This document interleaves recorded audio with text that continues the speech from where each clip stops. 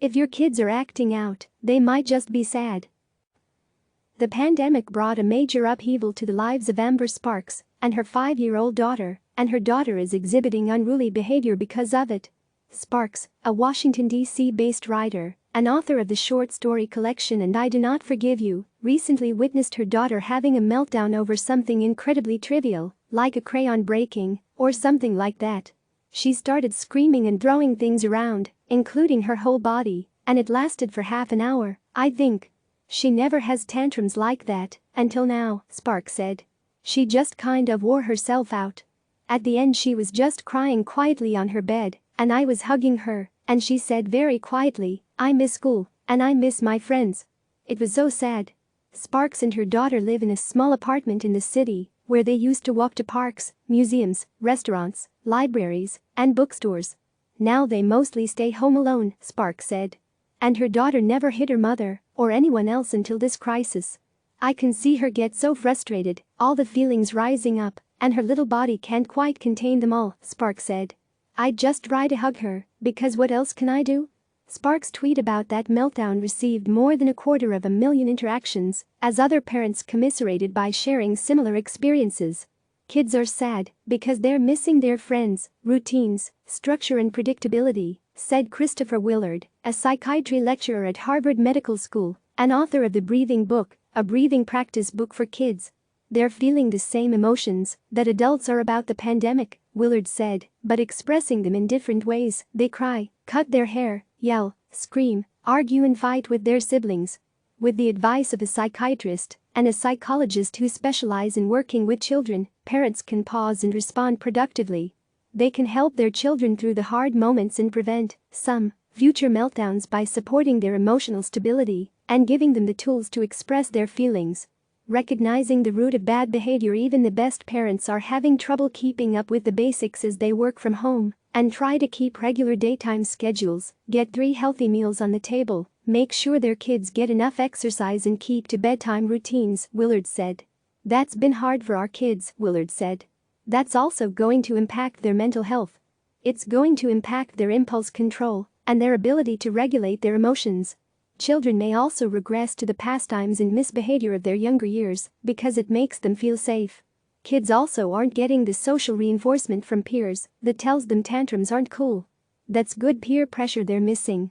If they're engaging in more destructive behaviors, such as cutting their hair, they could be bored, said Mary Alvord, a Maryland-based psychologist specializing in treatment of youths and co-author of Conquer Negative Thinking for Teens. The other thing that's happening is that parents are so stressed out, so the kids are home and used to probably getting a fair amount of attention from parents when they're home, Willard said. Now it's like, no, mom or dad, or whoever is really busy right now and can't give you that attention. Wanting a parent's attention could be the reason behind a meltdown or more challenging behavior, he added.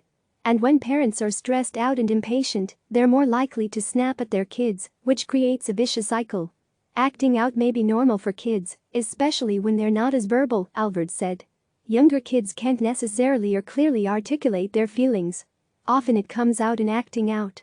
As of late, children are presented with new developmental challenges as well. They've learned how to be bored for short periods of time at home in between school days, activities and social time, but not for hours on end. They know how to manage frustrations and boredom in the classroom, but not on Zoom.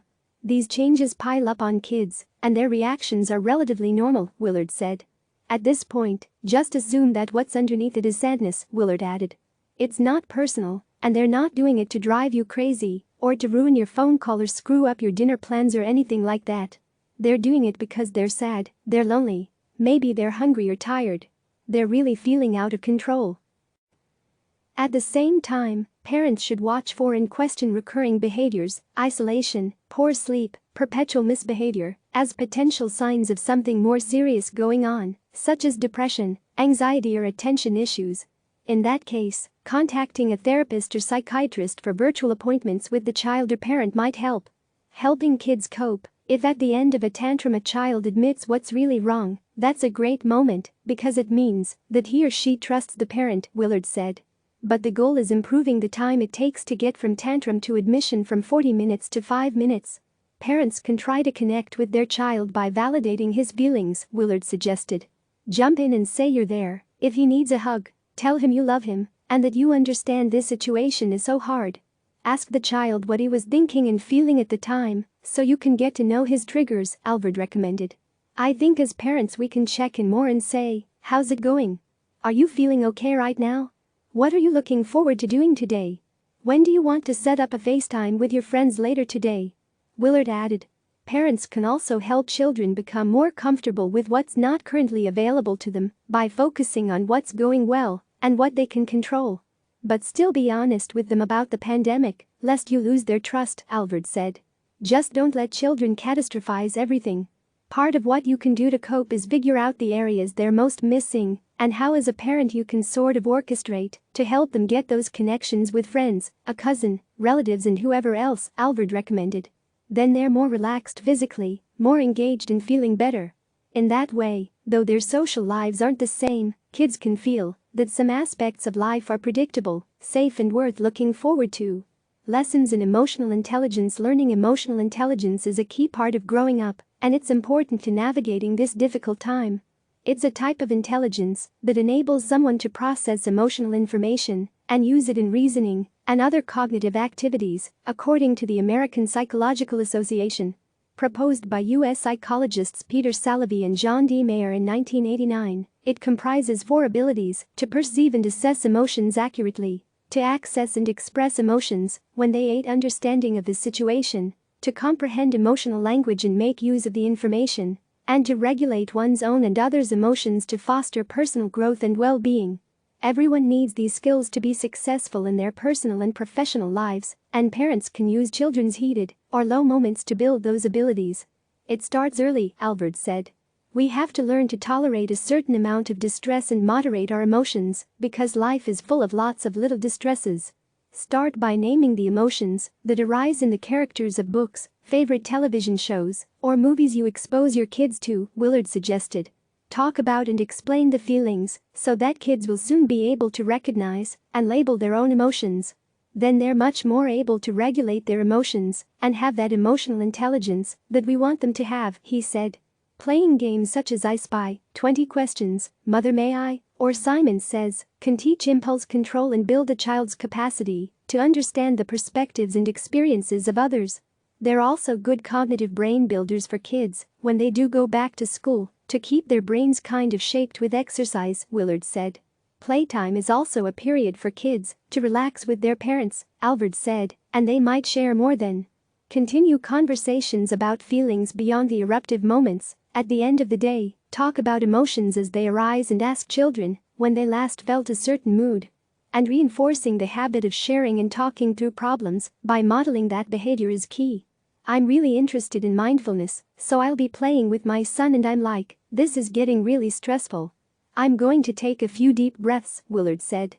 That kind of thing can start to conceptualize and teach kids as we're modeling it, that they also can manage it.